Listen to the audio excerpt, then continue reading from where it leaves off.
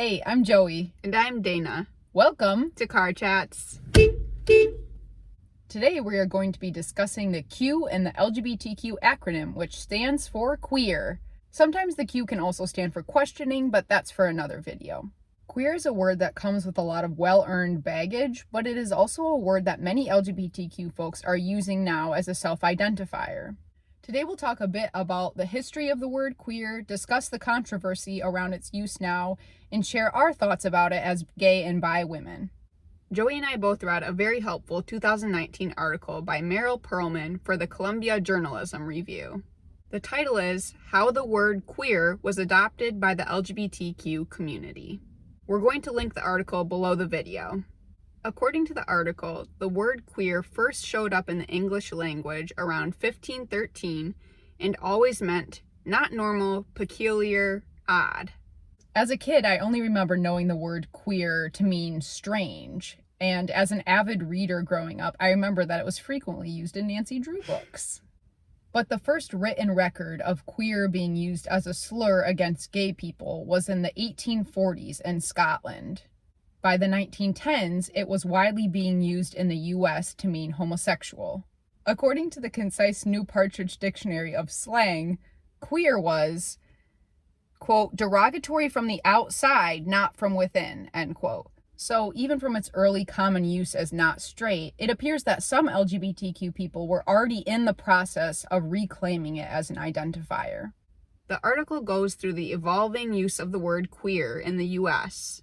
Over the past century, the word queer has been used to refer to not straight people. But from outside the LGBTQ community, it's been used as a slur, and from within the community, it's sometimes been used as a self-identifier. While it originally was synonymous with the word homosexual, it's now used to describe many non-straight and non-cis identities. You may hear LGBTQ people referring to the LGBTQ community as the queer community. This was my favorite quote from the Perlman article. Queer is a label, one adopted by some people, rejected by others, so it can't be used to describe individuals, a group of specific individuals, or their gender orientations, unless their preference is known. The Association of LGBTQ Journalists has a style guide that has this to say about the word queer. Originally a pejorative term for gay, now being reclaimed by some gay, lesbian, bisexual, and transgender people as a self-affirming umbrella term. Queer is still offensive as an epithet, best used only in quotations or for formal names of organizations or events. Now that we've reviewed a bit of the history, let's talk about the use of the word queer now and why there are many mixed feelings about its use. First and foremost, we can't overstate the amount of pain that the word queer has caused many people. It seems to us as younger bi and gay women that many in our generation have not experienced the word queer as a slur. If anything, we heard the word gay being used in a derogatory way while we were growing up. So for us, the word queer went from being the archaic definition of odd or strange to a positive identifier of LGBTQ people. Nonetheless, we cannot ignore the pain that the word queer has caused many older LGBTQ people, and because of that, we want to be very careful with its use. For non-LGBTQ folk, we recommend not using the word queer because of its history being used as a slur by cis and straight people. There would be two exceptions to this. One would be if you were referring to a specific organization or event title that has the word queer in it. The second is if you know someone who openly identifies as queer, and in an appropriate context, you could say something like, so-and-so who identifies as queer. And now let's talk about why some LGBTQ people love and appreciate the word queer. We see in the history of the word queer's use that there's a strong current of reclamation. For some LGBTQ people, taking a word that was used to demean them and claiming it as their own is a powerful and liberating choice. For younger generations of LGBTQ folks, many find the ambiguity of the word queer to be helpful. Not everyone feels that they can easily identify with labels that are more commonly understood, like gay, lesbian, bisexual, or even trans.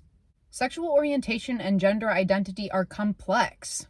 A term like queer can help people who are not straight or cisgender communicate that clearly without having to center the gender binary or heteronormativity.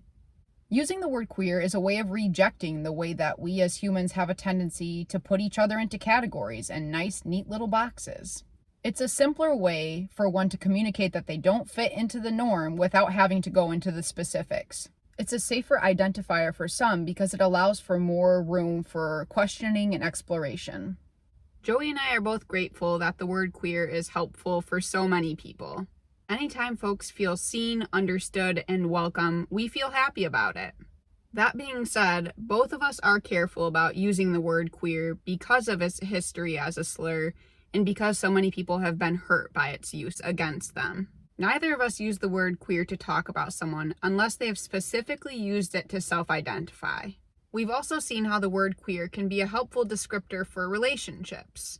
For example, I identify as a bi woman and my girlfriend identifies as a gay woman, so it can feel a whole lot more simple and humanizing to say that we're a queer couple rather than a same-sex couple or gay-bi couple. The phrase same-sex couple in particular just sounds so clinical to me. Pass.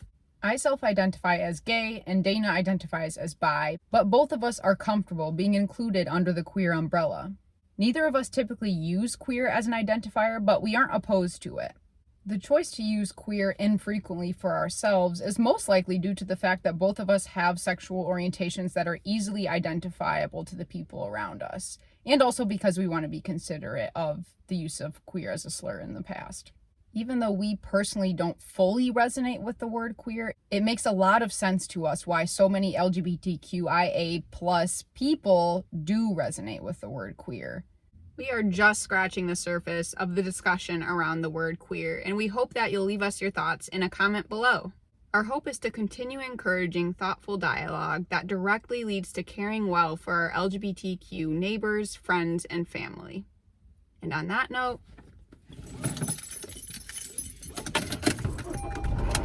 buckle up. See you later.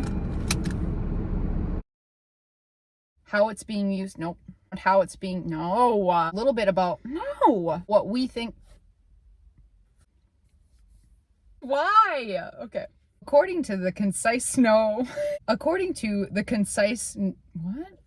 According to the concise, no. A twerp. The article moves through, huh? Some LGBT, oops, no, what?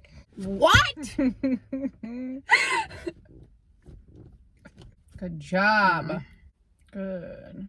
Nice. Is that right? Yeah. Okay. Oh, that breeze is heaven. Oh my goodness, it is nice. Oh, yeah, wow.